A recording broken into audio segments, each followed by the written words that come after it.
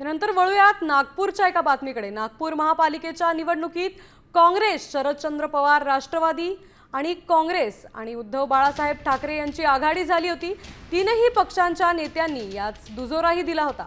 जागा वाटपाचा आकडाही ठरला होता। राष्ट्रवादी आणि काँग्रेसच्या जागा वाटपाच्या प्रस्तावावर दोन्ही पक्षांच्या शहर अध्यक्षांनी स्वाक्षऱ्या केल्या होत्या। मात्र मंगळवारी सकाळी सगळं चित्रच बदललं। त्यामुळे राष्ट्रवादी काँग्रेसची चांगलीच धांदल उडाली।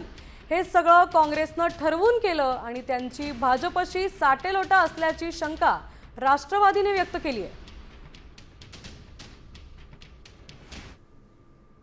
काँग्रेस आमच्यासोबत अलायन्स करत नाही आहे, तेव्हा आदरणीय विजय कदम साहेब उपनेते आहेत आमचे, ते मातोश्रीवरून निर्देशनावर आले होते आणि एबी फॉर्म वाटायला सुरुवात केली होती।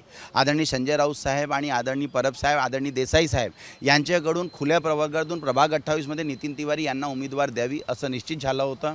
परंतु मला 1:30 वाजता हा एबी फॉर्म भेटला। मी 1:30 वाजता ओपन प्रवर्गाचा एबी फॉर्म घेऊन सेंटरमध्ये गेलो। जेव्हा सेंटरमध्ये मी एबी फॉर्म जमा करत होतो, मला रजिस्टरमध्ये पाहण्यात आला की ऑलरेडी ओपन प्रवर्गामध्ये किशोर कुमेरे यांनी एबी फॉर्म टाकला आहे। समविचारी पक्षाला, घटक पक्षाला, ज्याची महाविकास आघाडीमध्ये जे पक्ष आहेत, इंडिया आघाडीमध्ये पक्ष आहेत, त्या पक्षांना तुम्ही डावलताय आणि तुम्ही वेगळ्या लढताय, त्यांच्यासोबतच फर्स्ट लढताय, तर कुठेतरी शंकेला एक वाव आहे। ही शंका म्हणजे तुम्ही तुमच्या पद्धतीनं लढा, व्होट डिवायडेशन्स होतील। व्होट डिवायडेशन झाल्याच्यानंतर कोणाला त्याचा फायदा होईल हे सगळ्यांना कळते। आघाडीची आमची तयारी झाली, 12 जागा तयार झाल्या।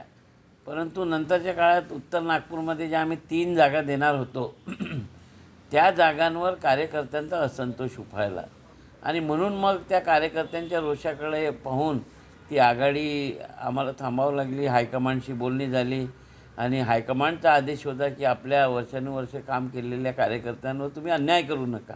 तर अशा परिस्थितीत आमच्या कार्यकर्त्याचं नुकसान होऊ नये यासाठी आम्ही ही आघाडी नाकारली आहे।